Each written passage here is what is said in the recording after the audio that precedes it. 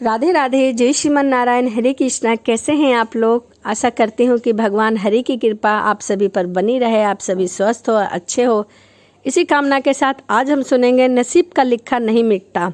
कहीं ना कहीं ये बात अपने आप में सत्यता का प्रणाम देती है कि भाग्य का लिखा कभी नहीं मिटता। तो आइए इस कहानी के माध्यम से जानते हैं। किसी गांव में एक बहुत ही ज्ञानी पंडित जी रहा करते थे। पंडित आजू बाजू के सारे गांवों में बहुत प्रख्यात थे। इसी वजह से वह बहुत धन्यवान भी थे। उनका पंडित जी का परिवार ज़्यादा बड़ा नहीं था। पंडित अपनी पत्नी के साथ अपने बहुत बड़े घर में अकेले रहा करते थे, क्योंकि पंडित जी का कोई भी बेटा नहीं था। लेकिन एक बेटी थी जिसका विवाह पास ही के गांव में एक श्रीमंत लड़के से हो चुका था। पंडित ने शादी से पहले अपने होने वाले दामाद के अच्छे से जांच पड़ताल की थी और अपनी बेटी का भविष्य भी ठीक से पढ़ा था। तब जाकर उन्होंने अपनी बेटी की शादी की थी। लेकिन चंद सालों में ही पंडित का दामाद बुरी आदतों के चंगुल में फंस गया। जुआ और शराब की बुरी लत ने उसे सड़क पर लाकर खड़ा कर दिया। अपने बेटी की ऐसी दुर्दशा देखकर पंडित की पत्नी काफ़ी दुखी रहने लगी थी और अक्सर पंडित से कहा करती थी कि तुम जाकर उसकी मदद करो, उसे ले आओ। पंडित हमेशा अपनी बीवी को यह कहता कि उसकी मदद करने के लिए मना कर देता था। अभी कुछ समय तक उनका बुरा वक्त चलता रहा। हम चाहे कितनी भी कोशिश कर लें, उसके नसीब में नहीं है तो उसे वह नहीं मिल पाएगा। पंडित जी ऐसी बातों से उसकी पत्नी काफ़ी दुखी हो जाया करती थी और मन ही मन सोचती थी कि कैसा स्वार्थी पिता है, अपनी बेटी को इतने कष्टों में देखकर भी उसकी मदद करने से मना कर देता है। आखिर भगवान ने जो इतना सारा धन दिया है उसका क्या करेंगे? उसके अलावा हमारी तो कोई भी औलाद नहीं है कि हम उसे देंगे। एक ही तो हमारी बेटी है और उसके लिए भी कुछ नहीं करेंगे तो किसके लिए करेंगे? पंडित ऐसा नहीं सोचता था।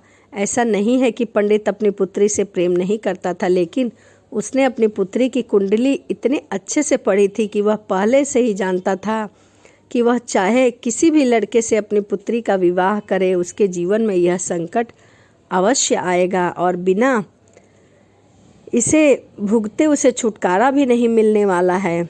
एक दिन खाने पीने के लिए कुछ भी मोहताज हो चुके पंडित की बेटी और दामाद उसके घर पर आए। पंडित ने और उसकी बीवी ने दोनों का खूब आदर सत्कार किया और खूब अच्छे खाना खिलाएं। बेटी और दामाद की पंडित जी ने सहायता मांगने की हिम्मत ना हुई, इसीलिए वह बिना कुछ बोले ही वापस अपने घर को लौटने लगे। लेकिन माँ तो माँ होती है। पंडितानी से रहा ना गया। अब वह बिना पंडित जी के इजाज़त के ही चोरी छुपे कुछ बूंदी के लड्डू बनाकर उसने सोने के सिक्के रख दिए और बेटी और दामाद को दे दिया, ताकि बेटी और दामाद भी कुछ आर्थिक सहायता मिल सके। परंतु पंडितानी यह भी जान गई थी कि बेटी और दामाद शर्म के मारे उससे मदद नहीं मांग रहे हैं, इसीलिए उसने बेटी और दामाद को लड्डुओं में सोने के सिक्के छुपा कर दे दिए और इसके बारे में कुछ भी नहीं बताया। जाहिर सी बात है कि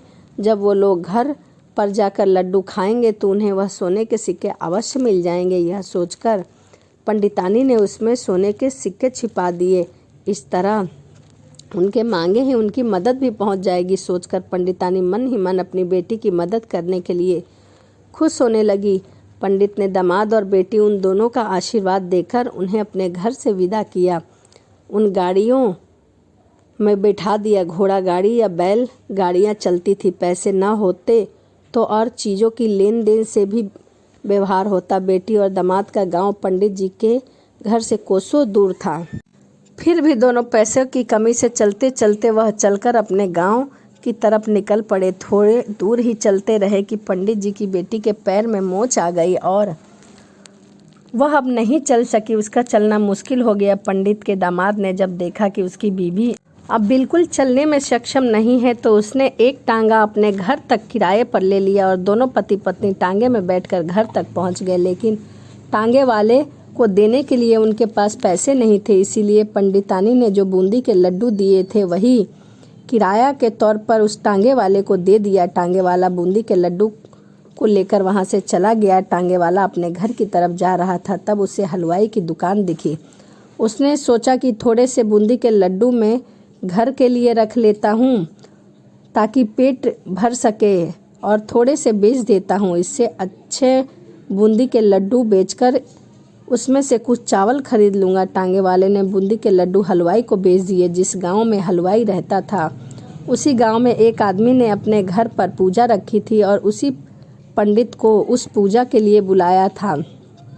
पूजा में लगने वाले प्रसाद के लिए उस आदमी ने उसी हलवाई के बूंदी के लड्डू लिए जहाँ पर उस टांगे वाले ने बेचा था। हलवाई ने फिर उस आदमी को टांगे वाले से खरीदते हुए लड्डू पहले दिए ताकि वह खराब ना हो जाए, ताकि वह नहीं जानता था कि वह लड्डू कब के बने हैं। पूजा खत्म होने पर दक्षिणा और बूंदी के लड्डू लेकर जब पंडित अपने घर आया और खाना खाने बैठा तो प्रसाद में लाए बूंदी के लड्डू खाते वक्त लड्डू से सोने का सिक्का निकला। इस घटना को देखकर पंडितानी की आंखों से आंसू बहने लगे। पंडित जी ने जब पंडितानी से उनके रोने का कारण पूछा तो पंडितानी ने पंडित को सब कुछ बता दिया और पंडित जी ने उनकी बातों पर भरोसा न करने के लिए माफ़ी मांगी।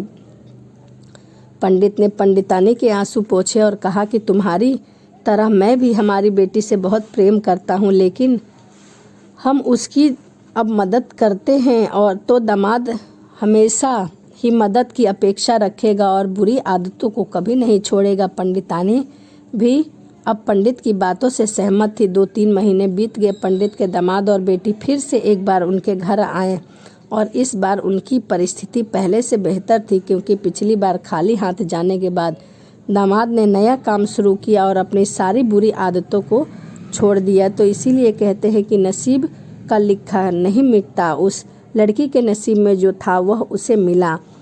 तो चलिए वीडियो को यहीं समाप्त करते हैं और मिलते हैं अगली वीडियो में। यदि वीडियो आपको अच्छी लगी हो तो प्लीज़ कमेंट ज़रूर करिएगा। तो चलिए मिलते हैं अगली वीडियो में। राधे राधे, जय श्रीमन नारायण, हरे कृष्णा।